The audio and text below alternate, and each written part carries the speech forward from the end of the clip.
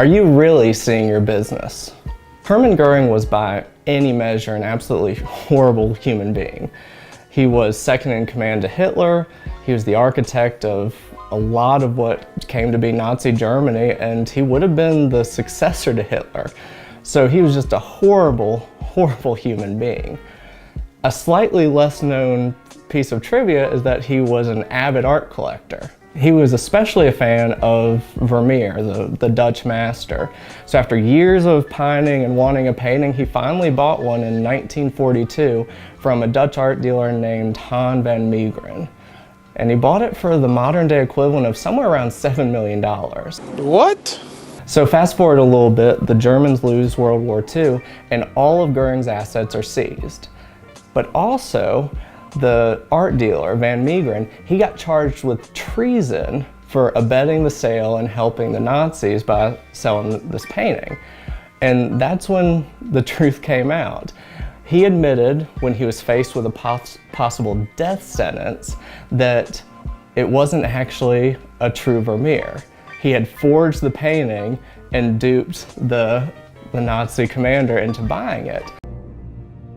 It's a fake. So this was proven to be true. He was released from prison and became a bit of a folk hero from where he came from. And my favorite part of the story, and the reason I'm relating today, is Göring's reaction when he found out that his beloved painting was a fake. I'm going to quote this directly here. The account states that when he heard the news, he looked as if for the first time he had discovered there was evil in the world. This is all I got. What more do you want from me? How ironic is that? The man who directly and indirectly was responsible for unspeakable atrocities finally understands that there's evil in the world because he got duped into buying a fake painting.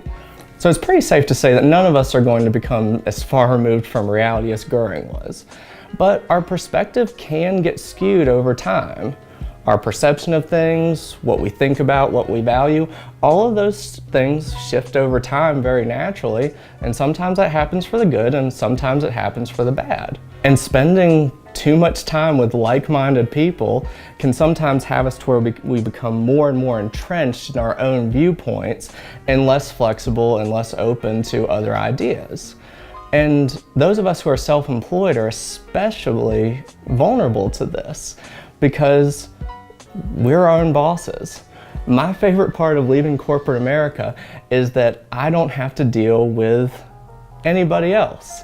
That ultimately the decisions are up to me, the successes, failures, everything is not determined by a boss or someone else who dictates what I do, but it's up to me.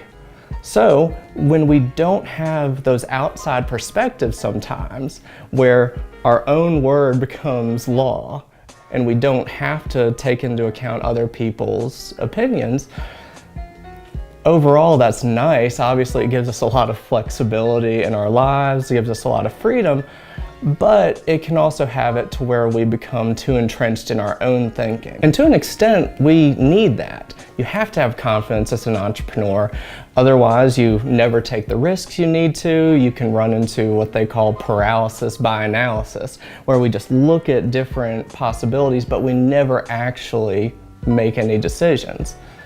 But at the same time, balance is needed. So one of the best things we can do is have independent, impartial, outside advisors who can help us plan.